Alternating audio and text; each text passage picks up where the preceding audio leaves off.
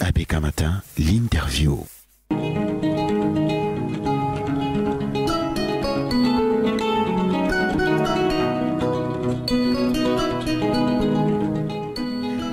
Didier Yimkwa, rebonjour et merci de nous accorder cet entretien ce jour encore sur ABK Matin. Bonjour Madame Sidonie Fika. Avec vous, on parle tout d'abord de l'affaire Glencore qui a été révélée au grand jour le 3 novembre 2022 lorsque la justice britannique a condamné le trader anglo-suisse. Glencore a payé une amende de 276 millions de livres sterling, soit 162,73 milliards de francs CFA. Et au déclenchement de cette affaire, au 30 mai 2022, on se souvient que l'administrateur directeur général de la SNH, Adolphe Moudiki, par voie de communiqué, avait porté à la connaissance de l'opinion publique nationale et internationale que la SNH n'était ni de loin ni de près associée à de telles pratiques strictement interdites par son règlement intérieur. Cependant, le 2 août 2024, Adolphe Moudiki, administrateur directeur général de la SNH, a signé un nouveau communiqué relatif à l'affaire Glencore dans lequel il a porté à la connaissance de l'opinion nationale et internationale que les dirigeants et employés de la Société nationale des hydrocarbures, auteurs des actes de corruption commis au détriment de la SNH, ont été identifiés. Comment est-ce qu'on peut comprendre qu'il y ait d'abord eu ce déni au départ et par la suite que la SNH aujourd'hui en soit à vouloir livrer ceux-là qui se sont rendus coupables de perception des rétrocommissions dans le cadre de cette affaire Glencore? Bon, à partir d'un simple postulat, pas d'intérêt, pas d'action, Oui. Je crois que c'est Machiavel qui développe cela dans Le Prince de Machiavel. Je vais mobiliser deux concepts pour expliquer ce jeu cassable d'acteurs. D'abord, le concept théorisé par un politologue très connu, le Cameroun, le pays, l'état de l'entre-deux. Ça veut tout simplement dire quoi? Ça veut dire que au Cameroun, on crée peut-être un texte, on l'utilise lorsqu'on a un certain nombre d'intérêts. Oui. On ne l'utilise pas lorsqu'on n'a pas d'intérêt. C'est ça que le professeur Luc Sindiou n'a pas eu le Cameroun, un pays de l'entre-deux. Ensuite, il y a tout ce que je viens de dire tout à l'heure, le jeu cassable des acteurs. Donc, parce que lorsque vous êtes en face d'une situation comme celle de Glencore, tu l'as bien expliqué ce que cette société fait.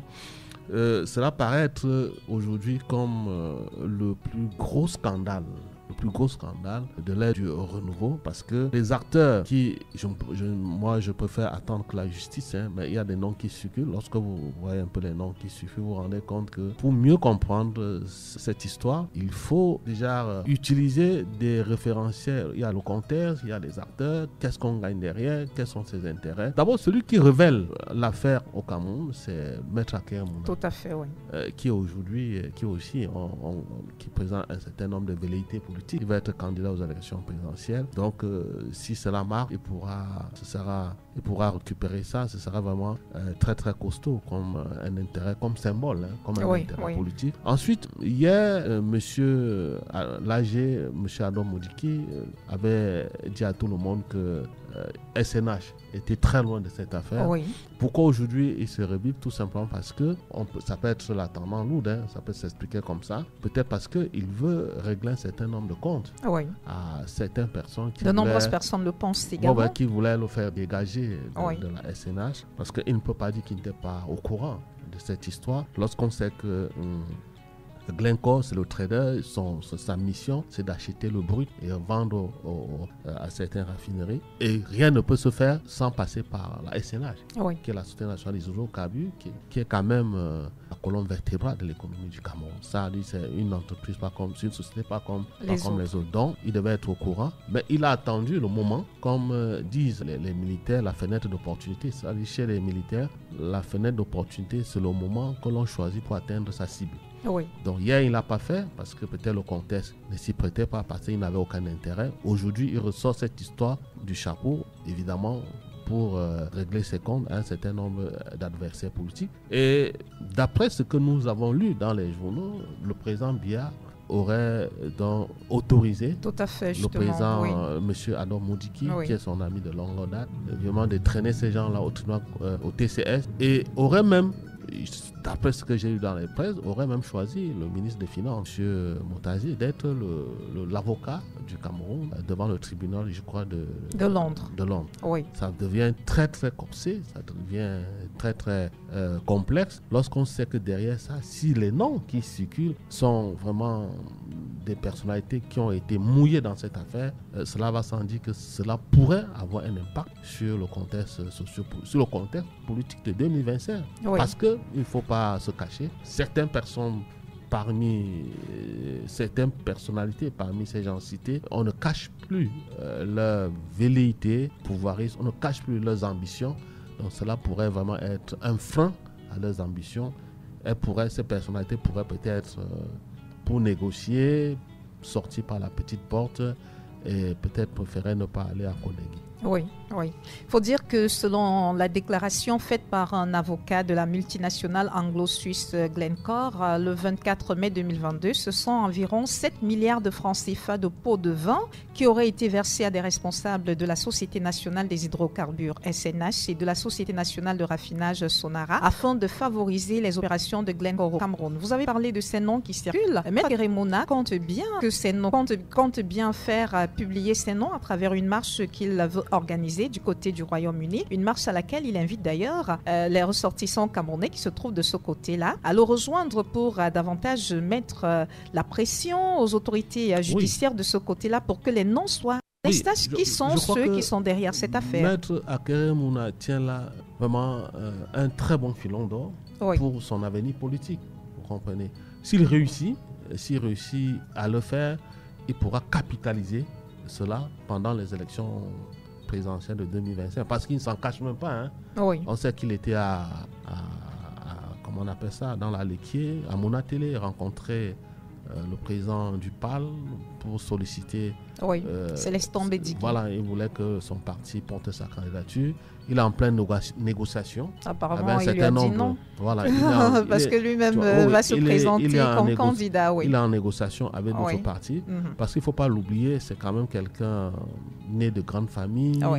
Il appartient à l'une des 7 grandes familles du Cameroun, un peu comme le défunt président Issa Yatou, qui est de la famille Ayatou, qui fait partie de 7 grandes familles au Cameroun. Et puis, c'est quelqu'un quand même qui a un entre-genre à l'international assez solide. Il est l'ami de beaucoup de présidents, par exemple le président ghanéen, le président Kagame. Donc, il pense que c'est son heure arrivée, et comme il est anglophone, beaucoup de gens aujourd'hui, même dans la classe politique du Cameroun, pensent que... le plébiscite ? Même pas le plébiscite, pense que une stratégie de résolution du conflit armé Nozo passerait peut-être par un troisième président qui soit anglophone. Et des noms comme ça sont cités. Le nom de l'actuel Premier ministre, John Gouté, le nom de M. Keremona, le nom de Mme Dorothy Ndjema. Il y a certains noms comme ça là, qui sont cités. Beaucoup de gens pensent que si le troisième président de la République, parce que les deux présidents étaient francophones, peut-être par souci d'équité, si le troisième président aujourd'hui est peut-être anglophone, cela pourrait calmer nos frères du côté du Nozo, et cela pourrait être une occasion idoine de consolider cette concorde nationale qui nous manque là. C'est une analyse basée sur la neutralité axiologique. Il ne faudrait pas que d'autres amis, d'autres militants, d'autres partis me tirent dessus. Non, c'est une analyse, comme je l'ai dit, basée sur la neutralité axiologique. Donc, je pense qu'il ne va pas lâcher, parce qu'il tient le bon bout et il pourra capitaliser cela. Et surtout que si les noms, je suis encore dans les... Je parle encore... Nous sommes dans les supputations. Des supputations. Hein. Si ces noms qui circulent aujourd'hui dans les médias réticulaires, si c'est vrai, vraiment, ce sera... Ça risque d'être un tsunami. Oui, ce sera un tsunami. Et beaucoup de gens seront obligés de se soustraire de la course présidentielle. Et là encore, le plus gros gagnant, ce serait l'hégémon central, le président Biya.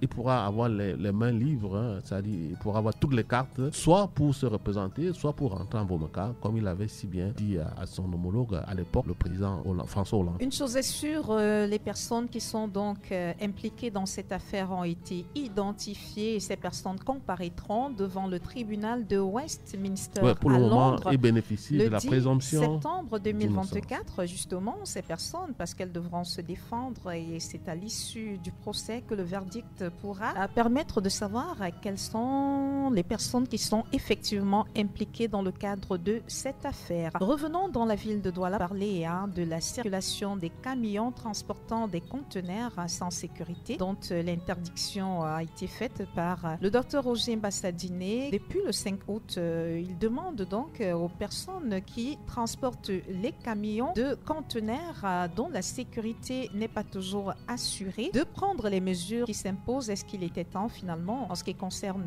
ce type de transport dans notre ville?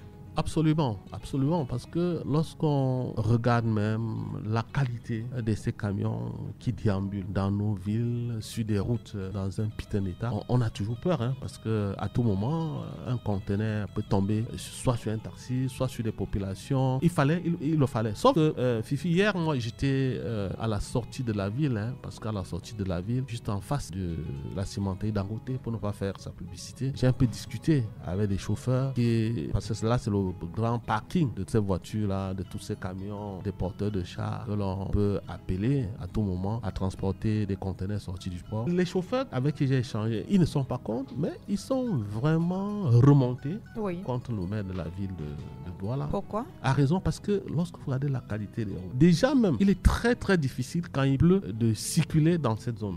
Parce qu'il y a un lac, on a l'impression que on a l'impression que sur une route que l'on vient comment vous dites ça, que l'on vient de construire, cette route-là est inondée, affaissée, et c'est pas facile de circuler sur ces routes-là. Donc les gars se remontent, les gars se disent que c'est vrai qu'ils se reconnaissent aussi, leur responsabilité est établie, ils sont presque dans la débrouillardise, mais ils demandent au maire de penser quand même à réaménager ces routes-là, parce que c'est la qualité piteuse de ces routes-là réduit le cycle de vie de leurs camions. Vous comprenez? Il y a un problème d'entretien, ils sont tout le temps au garage, et même le peu d'argent qu'ils gagnent, ils sont obligés d'aller dépenser parce qu'il faut entretenir les voitures. Et puis, ce n'est pas faux, lorsque vous allez dans cette zone, j'y étais hier, vraiment, cette zone est dans un état dégradant, c'est pas beau à voir.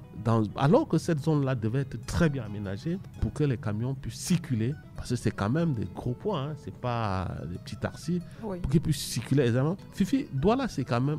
Moi, je l'ai toujours dit, on doit cesser de poser un regard villageois sur la ville de Douala. On doit cesser même de penser que Douala n'est que la capitale économique du Cameroun. Non, Douala aujourd'hui, c'est à peu près 50% des établissements classés de première catégorie du Cameroun se trouvent à Douala. Donc, il faut qu'on sache que Douala, c'est d'abord une ville économique et que le transport est à l'économie ce que le sang est au corps humain. Si le transport ne circule pas aisément, cela va ralentir l'économie. Donc, quelqu'un nous disait que si on ne peut pas, dans une ville où on ne peut pas faire facilement 50 km en 25 minutes, cette ville ne peut produire que la pauvreté. Et c'est le cas actuellement au Cameroun. Regardez l'autre jour avec la pénétrante Est.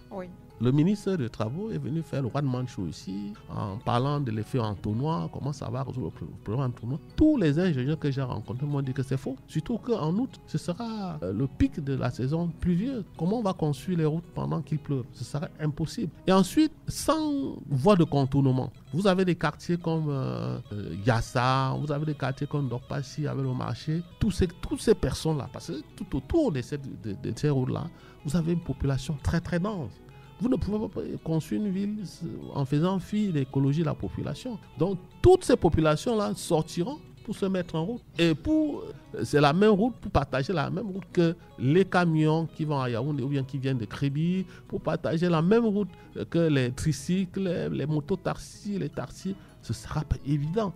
Donc, quelle que soit la qualité de la pénétrante Est ou Sud, le problème, l'effet entonnoir ne sera pas résolu. Et j'ai même eu un ingénieur qui m'a dit que, monsieur Yim, vous imaginez que depuis qu'on a créé le port de Kribi, sans penser à un site de pesage. Oui.